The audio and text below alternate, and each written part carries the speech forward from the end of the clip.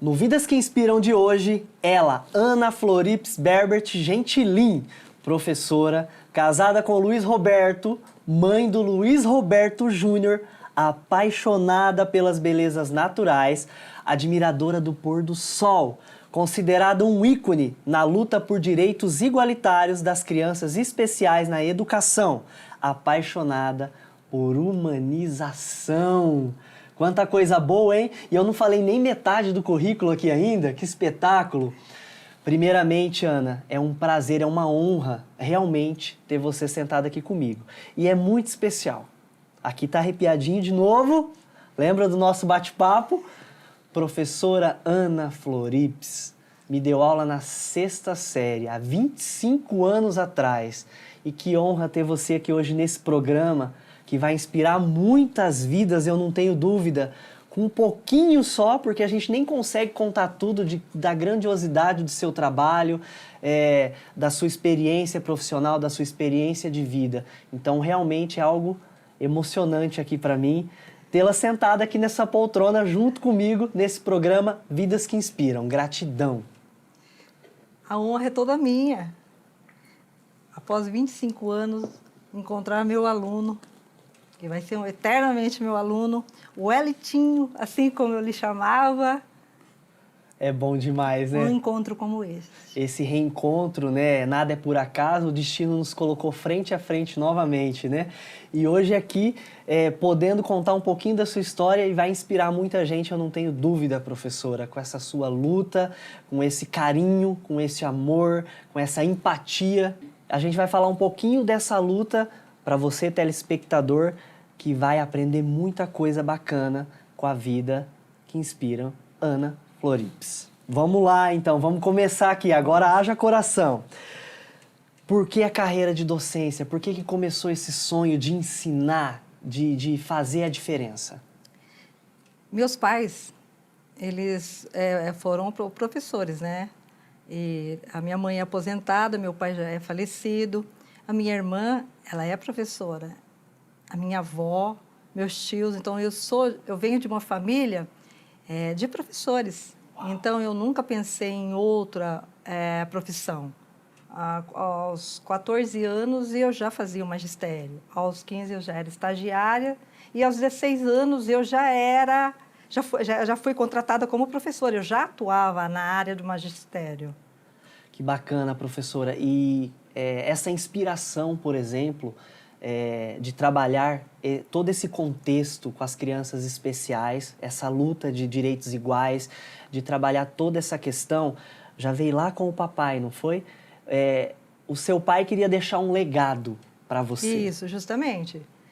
Inclusive, quando eu tinha 7 anos, eu me recordo que na rua onde nós morávamos, havia uma pessoa que tinha um transtorno mental. E, naquela época, ele ficava no fundo da data. E, muitas vezes, agitado, aí meu pai que levava alimentação para ele. Ele conversava com meu pai.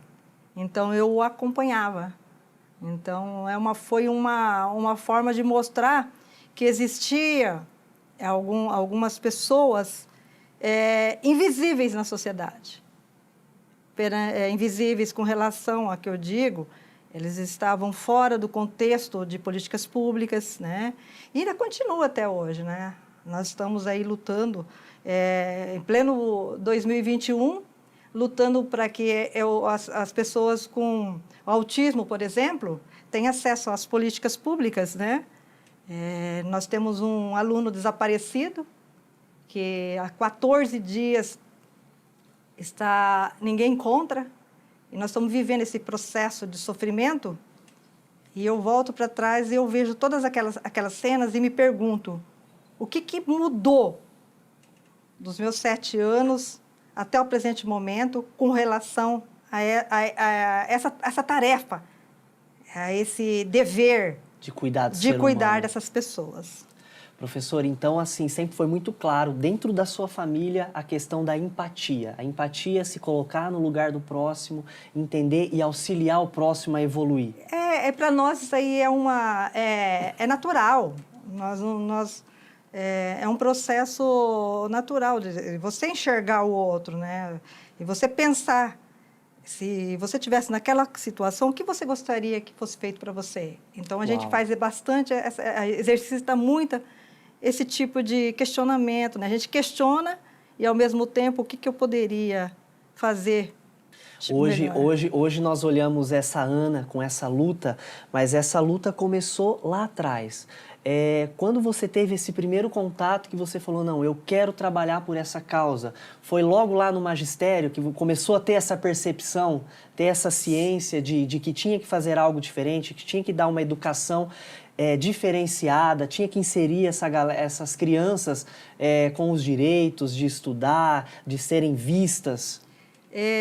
Aos 15 anos, quando eu estava no segundo ano do magistério, abriu uma vaga lá em Japurá, né? Que eu sou japuraense.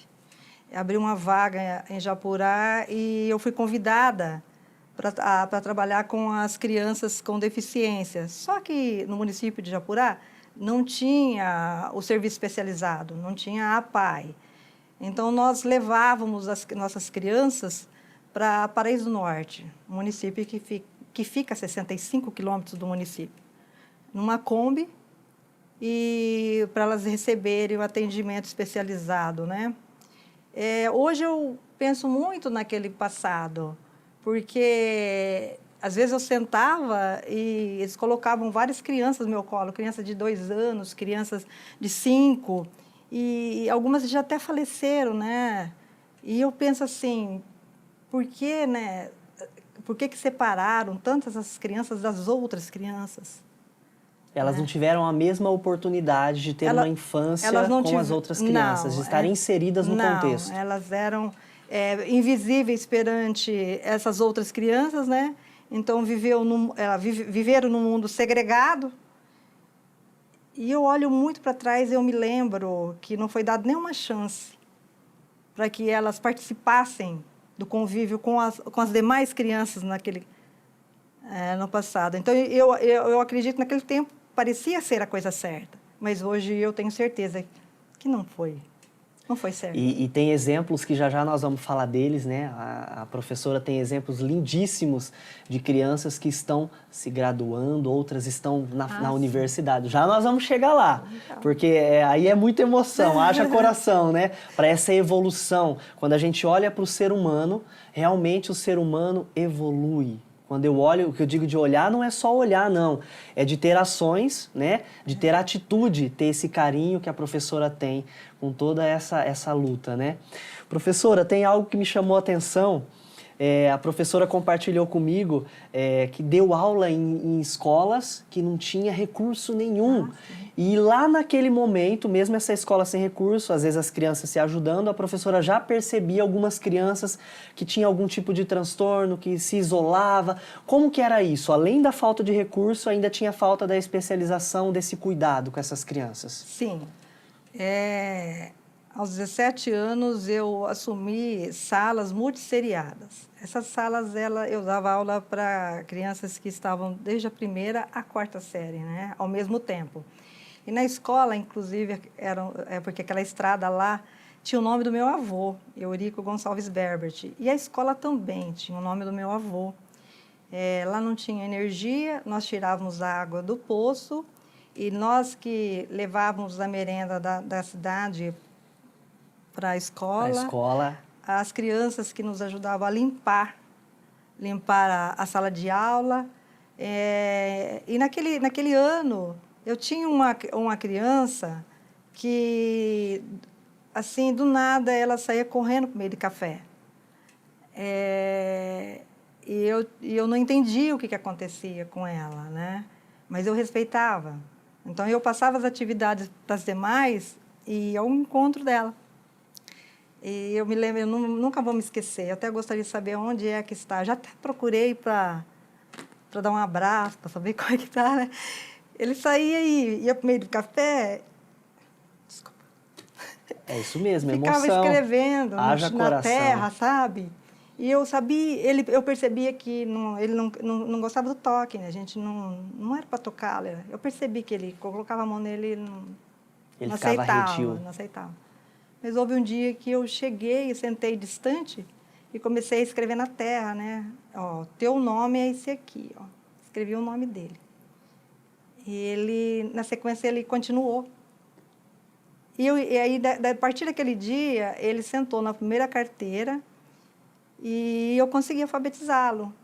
Mas eu sabia que ele tinha algum bloqueio, algum problema que eu, como professora de 17 anos, eu não conseguia entender o que era. Não conseguia perceber porque ainda o que precisava, era. na verdade, de equipe multidisciplinar, né? Precisava... E não tinha nada. A única referência que ele tinha ali de desenvolvimento era a professora de 17 anos. Forte isso, né, professora? É bem Você forte. conseguir perceber e uma simples atitude humanizada de ir lá desenhar o nome dele na areia com ele, conseguir trazer ele para a sala de aula. Então, e muitos profissionais talvez não teriam essa percepção, esse sentimento de fazer isso, né? E esse garoto, por exemplo, que está desaparecido aqui em Cianorte, eu busco na minha história aquele um que estava sentado lá, na areia, lá escrevendo, né? Isso aconteceu na década de 80. Nós estamos no século, né, Pois é, estamos no século XXI. E não mudou muita coisa, né? A única coisa que nós sabemos agora é que tem um nome para isso, e pode ser transtorno do espectro autista. Professora, essa sua trajetória, essa percepção em alguns alunos, né? Que talvez a professora percebia que ele não tinha um problema físico de saúde, mas sim algum tipo de transtorno, algum tipo que poderia oferecer ajuda, poderia oferecer auxílio. Hoje, eu lendo os seus artigos, né, a sua luta por aprovar algumas leis, né, de procurar alguns políticos, a cobrança do poder público, isso é muito forte em você. Professora, por que isso? Por que essa chama acesa nesse coração? O sinônimo disso, fala para nós. Eu acredito que é porque eu tenho enxergado, nessa minha passagem, eu consegui enxergar essas crianças, né? Tinha criança que não conseguia, tinha dificuldade de leitura. E aquilo ali estava além do meu trabalho, porque ela precisava de uma fono, ou ia precisar de algum outro especialista da área, né? Aí eu fico pensando, eu acho que tinha dislexia, ou tinha isso, ou tinha aquilo. E eu consigo identificar. E eu consigo também falar sobre crianças que foram encaminhadas para classes especiais, que foram separadas das outras, que só na fase adulta que foi diagnosticado com dislexia, mas passou a vida inteira na escola e saiu sem se alfabetizar, e hoje não pode tirar uma carteira de motorista, e naquela época, como ela não conseguia se alfabetizar, muitas encaminhavam assim, para fazer trabalhos manuais. Então, a pessoa ela não teve o direito nem à educação e também não teve direito à questão do acesso às políticas públicas da área de saúde mental, porque até hoje ainda não tem. Isso por um mau diagnóstico, por exemplo, ou uma percepção? Não, de repente, por falta desse profissional que a gente luta até hoje para ter e que ainda não tem. Eu já me aposentei de um padrão, vou me aposentar de outro daqui 6 anos, e aquela mesma dificuldade que nós tínhamos para fazer o diagnóstico, os encaminhamentos corretos para essas crianças, perfeito, muitas delas continuam hoje. Sem essa atenção, sem essa política sem pública atenção. Que vai fazer essa criança evoluir, se alfabetizar e estar inserida totalmente na sociedade. Tanto é que, recentemente, saiu a questão da indicação lá da lei do Senado, da lei do Senado para ter programas, né, para que os alunos com transtornos de aprendizagem e os alunos com transtornos do espectro autista tenham alguns centros especializados para atendê-los. Uau. Agora, mas ainda não foi aprovado. Está só tramitando. Só está tramitando. E eu olho para trás, eu vejo aquele monte de criança, e ainda tem crianças e adolescentes que fracassam na escola e a culpa, e ainda sai culpabilizado que a culpa é dele porque ele não aprende. E, na verdade, é falta de políticas públicas, é falta de empenho, é falta de poder público né? É falta de realmente olhar de maneira especial para esse ser humano que só precisa de um espaço para que ele consiga evoluir. Porque, na verdade, é uma falta de vontade política para melhorar a educação em geral. Educação. É a educação em geral, né? Porque aí você cria, por exemplo, uma educação especial, mas você não dá condição nem para a educação geral e nem para a modalidade de educação especial. Até porque E continua mesmo a professora lá do mesmo jeito. A professora de 17 anos que estava lá de frente com o problema, eu estou hoje com 55 anos e eu continuo com o mesmo problema. E sem uma resolutiva e sem um respaldo para que possa conseguir mudar essa visão social. Mais difícil ainda, porque você tem que convencer o poder público que isso acontece. E deveria ser o contrário. O poder público está atuando conosco, não nós gritando para o poder público. Eles que deveriam realmente oferecer o apoio para vocês. Está aqui as ferramentas, está tudo pronto e vamos fazer essa população evoluir. E é o que está acontecendo, por exemplo, com o caso do Aislan. Né? Eu sou funcionária pública, meus amigos da área da segurança também são funcionários públicos. A mesma dificuldade que eles têm com a questão da falta de condições de trabalho, nós também temos. Isso aí está muito claro. Então, nós estamos lutando a área educacional junto com a área da segurança pública aí, né? E nós estamos vendo o grande embate. O que está faltando para nós? Condições de trabalho. Perfeito, professora. Que luta linda. E continue. Não pare, não. Até porque isso é missão, né? Nós falamos um pouquinho, esse chamado veio até através de sonho. Quando você via as crianças, à noite te incomodava, sonhava. Como que foi esse chamado para olhar diferente, esse olhar humanizado, esse carinho, esse amor que você entrega, e que eu sei que entrega, porque foi minha professora na 6ª série, e era uma das únicas, das poucas, únicas não, vamos dizer assim, das poucas professoras que conseguia dar aula com aquela serenidade, com aquele amor, com aquele carinho. Como que é essa missão, professora? É que quando você está lá na escola e que você identifica uma criança que ela está em sofrimento psíquico e você vai para casa, você também não consegue descansar. E você não tem onde encaminhá-la para um lugar que possa tratar, que possa cuidar, que possa amenizar aquele sofrimento psíquico. Quando nós retornamos para casa, a gente não coloca a cabeça no travesseiro, mas não dorme. Não fica em paz. Porque você sabe que quando um transtorno ele não é tratado, o quadro da doença se agrava. E ela se agravando, a gente vai acompanhando na escola. Então, a gente vê passo a passo como que uma pessoa enlouquece. E muitas vezes ela enlouquece por falta de atendimento qualificado naquela situação que ela se encontra. Professora, essa missão de servir, como que é isso para você? Porque é servir o tempo todo. O seu empenho é notório na nossa cidade e na nossa sociedade. Nota-se que Ana Florips é um nome muito forte nessa luta, nesse embate. Como que é esse servir? Como é que fica o coração? Isso aí eu faço naturalmente, né? É uma coisa assim, que chegou para mim, eu tento fazer o melhor que eu posso, porque se chegou, é porque eu tenho responsabilidade sobre aquilo. Né? Então, esse daí meu pai era assim. Meu pai era assim e eu cresci vendo ele atender as pessoas, sabe? Mas isso daí, para mim, não é uma situação especial. Eu faço isso daí porque é natural. Eu não consigo passar e fazer de conta que eu não vi. Uau, fantástico isso. Só de olhar para você e entender aqui que tem um ser humano aqui na minha frente, que me deu aula há 25 anos atrás, e falar uma coisa dessa é muito rico. Realmente é uma vida que inspira. Ou seja, olhar e fingir que não viu. E quantos de nós fazemos isso todos os dias?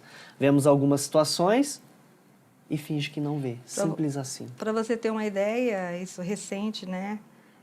O que está acontecendo, eu vou voltar de novo no caso Aislan. Sim. O Aislan, ele desapareceu dia 23 de outubro, às 10 horas, antes daquela tempestade. Nessas buscas que nós estamos fazendo, Muitas pessoas indicam outras pessoas pensando que seja ele. A gente vai ao encontro delas, nós encontramos 7 na estrada, no meio do mato, e entre elas 3 com espectro autista que a família estava procurando, também estavam Uau. escondidos no mato. Então, essa invisibilidade, ela é muito cruel. Para vocês terem uma ideia, o Aislan, ele é invisível para a sociedade, mas ele está se tornando visível na invisibilidade. Na invisibilidade. Chamou a atenção. Ninguém conhece, não sabe quem ele é. Né?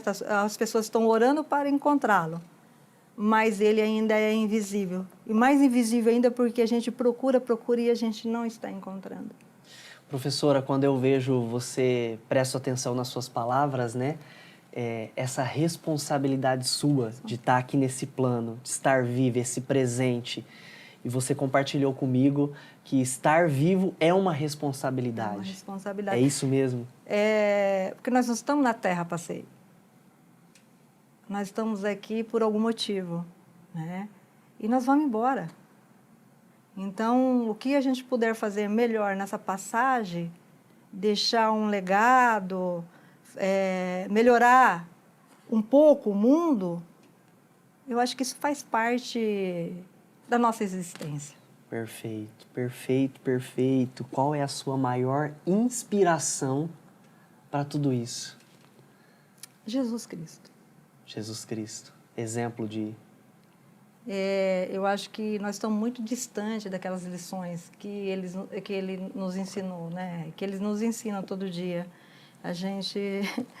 Nós somos muito pequenos, sabe? Então, às vezes, eu chego à noite, aí eu faço uma avaliação do que aconteceu durante o dia e tem coisa assim que eu poderia ter feito melhor. Mas no outro dia eu volto e eu tento fazer melhor. Então, se cobra o tempo todo, eu posso fazer, eu quero fazer acontecer. Eu preciso fazer. Eu preciso fazer. Eu preciso fazer. É um chamado mesmo, é de coração isso tudo, né? Eu preciso fazer. O coração aí tá borbulhando de coisa boa. Eu acredito que nós estamos nesse plano para evoluir, né?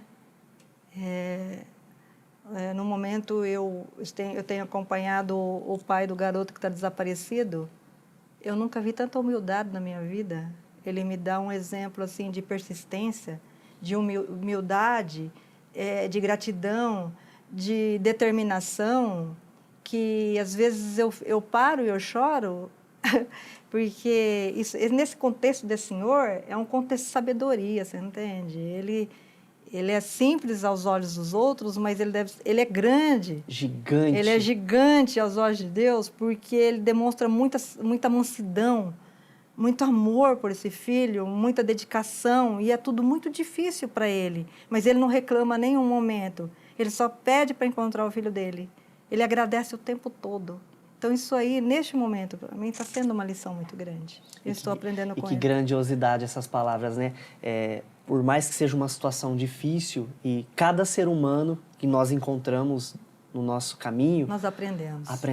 Nós aprendemos. E eu estou aqui só aprendendo. E eu também. Só aprendendo, só aprendendo. Professora, esses alunos, né, que precisam dessas políticas, que precisam dessa educação, desses tratamentos, né, dessas políticas voltadas, dessas leis que vão favorecer eles a serem visíveis na sociedade, eles provocam algo em você para essa busca, te desafia? Eles provocam, né, porque eu convivo com eles. Então, eu olho nos olhos deles todos os dias, né? Então, é inadmissível você tratá-los diferente no mesmo contexto. A professora tem um trabalho muito especial no colégio, né? Onde ela tem projetos para inserir esses alunos com algum tipo de necessidade especial com os demais alunos. E isso tem transformado todos os alunos. Fala um pouquinho disso para nós, porque isso mexe, se emociona. E isso traz uma realidade totalmente diferente até para os pais em casa com esses alunos. O que mais prejudica na sociedade é a questão do preconceito, é o desconhecimento, né? Porque quando você tem o conhecimento, as coisas se naturalizam no contexto escolar. Então, a minha preocupação maior quando eu estou trabalhando na escola é mostrar para aquele outro que ali tornar visível aquele outro aluno, né? Porque eu trabalho num colégio que tem mais de 1.100 alunos. Eu trabalho no Colégio Estadual Igreja Agrônomo. Tem mais de 1.100 estudantes no mesmo contexto. Então, nós trabalhamos, eu quero que aquele aluno caminhe pelo pátio igual aos demais, sendo respeitado, sendo um a mais da turma. Né? E não diferente da turma. Não, nós trabalhamos respeito no contexto todo. Então, a minha tarefa ali e dos meus amigos do colégio é torná-los visíveis e serem respeitados, tanto eles quanto os outros, né? Essa questão do respeito, ele é geral. É unânime.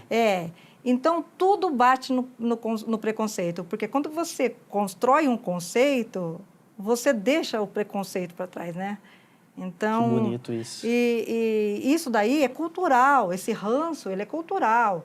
Tanto é que nós tivemos uma garota linda com síndrome de Down que se formou recentemente no terceirão, lá no nosso colégio, nós acompanhamos. Nós soubemos que tinha mãe de outros alunos que pedia para tirar os filhos porque aquele contexto podia prejudicar o ensino da filha. E um dia eu peguei a aluna chorando, mas chorando, porque ela tinha percebido o preconceito da mãe. Ela tinha um carinho muito grande pela aluna e ela chorou ao perceber o tamanho do preconceito que a mãe tinha a respeito. Que a mãe também não tem culpa, porque isso daí é cultural, né? Então, nossa tarefa lá na escola quebrar essas crenças. Quebrar esse paradigma. Perfeito, professora, perfeito. Isso é impactante demais. Isso leva-se muitos anos. Qual é o sonho da Ana Florips? Eu sonho com um mundo onde a gente possa sentir paz. E isso depende do ser humano. Então vamos lutar mais ainda, né? Às vezes a gente até desanima, né? A gente desanima, mas outros momentos a gente observa as atitudes das pessoas, a gente soma. Por exemplo, nesse caso que está acontecendo em Cianorte, eu vou retomá-lo. Hoje mesmo, às 19h30, nós estaremos em oração ali perto do Parque Cinturão Verde. Tem muitas pessoas pedindo para ajudar, tem muitas pessoas se colocando à disposição. Isso daí já é uma resposta que a gente espera. Já é uma movimentação social. Já é uma movimentação, a movimentação da bondade. Eles também estão mostrando, porque a gente fala muito da maldade, né? Então, no caso aí, a gente estava presenciando a questão da bondade. Nós vamos ter que começar a mostrar a bondade, né? A união de uma sociedade em prol de uma causa, em prol de uma vida. Exatamente. Uma vida vale tanto quanto qualquer outra vida. Exatamente. Perfeito. Então, esse daí é um exemplo do que eu estou tentando e do falar. Que você sonha, né? Poxa vida, vamos sonhar com esse mundo de bondade, com essa galera toda reunida em prol de tantas causas, né, professora? De tantas causas. O que você mais admira no ser humano, professora? A humildade. Por que humildade? A humildade é algo assim que me deixa assim fascinada, tá? E a questão da gratidão também. Tudo que é grato é leve, né? Tudo que sente gratidão é esperança, né? É amor. Então a humildade e a gratidão são fenomenais. Perfeito. O que é fé para Ana Florips? Fé é você ter a consciência de que nem tudo depende de você, né? Às vezes a gente quer controlar o mundo, quer controlar as situações, e você precisa deixar as coisas acontecer, ter fé. E acreditar que vai dar certo. Acreditar que vai dar certo, né? Isso é fé para Ana. É fé. Perfeito, Ana. Para a gente finalizar esse bate-papo, professora, emocionada aqui novamente, né? Minha gratidão. Que mensagem você deixa para todos que sonham com um planeta mais igualitário, com um mundo melhor, com um mundo sem preconceito, sem racismo, com um mundo sem diferenças? Que mensagem você entrega para essa... A questão do preconceito, todo ser humano tem, porque nem todo mundo conhece tudo, né? Então, o desconhecimento de alguma situação vai gerar o preconceito. Mas quando você entende, você tem o conhecimento, você gera um conceito, né? Então, o preconceito, ele é extremamente difícil de eliminar, né? Porque como nós estamos em evolução, nós estamos desenvolvendo, então nós ainda estamos inacabados e vamos morrer assim, eu penso, né? Eu não acredito que a gente extermine o preconceito, né? Mas agora nós podemos transformá-lo no conceito. Eu penso que a gente precisa ter bastante esperança e não desacreditar. Não desacreditar. E que a união, ela faz toda a diferença. Perfeito. Professora, gratidão pelo aceite, por compartilhar conosco no Vidas que Inspiram um pouquinho da sua vida, um pouquinho desse amor que eu sei que é muito maior do que nós estamos tentando mostrar aqui para o nosso telespectador. A minha gratidão, que honra tê-la aqui 25 anos depois, sentadinha aqui comigo nesse projeto, nesse sonho, né? Eu sei que o coraçãozinho tá aflito aí, né? Sofrendo, mas veio aqui prontamente compartilhar um pouquinho dessa história, dessa luta. E continue, professora, continue nesse caminho. Você nos inspira, você é um orgulho para a nossa sociedade, né? De olhar e ter essa inquietude de olhar coisas que precisam ser melhoradas na sociedade, ter essa inquietude e lutar, e escrever artigos científicos, ir atrás de leis, e bater na porta de políticos. Então, por mais Anas Florips, nós precisamos de mais Ana Florips, né? Por aí. E eu encerro esse programa dizendo para vocês algo que me tocou bastante aqui, que é, com um conceito, eu consigo quebrar um preconceito. Gratidão. Deus abençoe. Obrigado. Amém. E tem outra coisa. Eu tenho um aluno perdido, mas eu vim atender meu aluno querido. Gratidão, Ai, que isso? É verdade. Que eu honra. pensei assim, faz muito tempo eu não posso quebrar a agenda do meu querido aluno, tá? E saindo que honra, daqui eu vou professora. procurar o meu outro aluno que está perdido. Que honra, que honra. Gratidão, gratidão. Obrigada. Gratidão.